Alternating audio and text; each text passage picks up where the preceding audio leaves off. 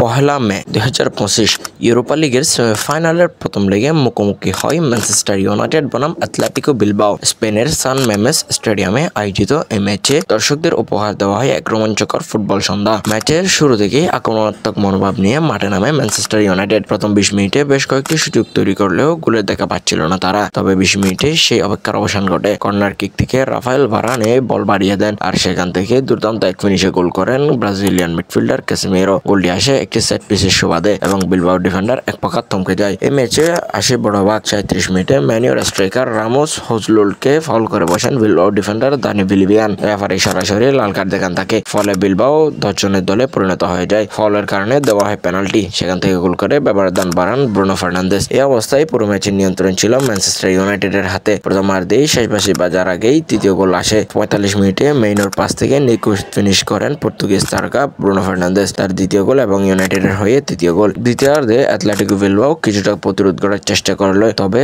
10 জনের দলে পরিণত হওয়া দলটি বেশিরভাগ সময় ব্যস্ত থাকে রক্ষণ সামলাতে। ইউনাইটেড বেশ কয়েকটি সুযোগ নষ্ট করলে স্কোরলাইন 3-0 শেষ হয়। এই জয় ম্যানচেস্টার ইউনাইটেডকে এক বিশাল সুবিধা এনে দিল দ্বিতীয় লেগের জন্য। এখন ওল্ড ট্রাফোর্ডে তাদের দরকার শুধু একটি নিয়ন্ত্রিত পারফরম্যান্স। অপরদিকে বিলবাওর জন্য এটা হবে একটি মহা চ্যালেঞ্জ, 3 গোলের ঘাটতি যেটা মেটানো সহজ হবে না। দ্বিতীয় লেগ হবে 8ই মে ওল্ড ট্রাফোর্ডে। ফুটবল প্রেমীদের জন্য অপেক্ষা করছে আরো একটি উত্তেজনাপূর্ণ রাত। এই ছিল অ্যাথলেটিকো বিলবাও বনাম ম্যানচেস্টার ইউনাইটেড ম্যাচের বিশ্লেষণ। আপনি কি মনে করেন ফাইনালে যাবে কারা?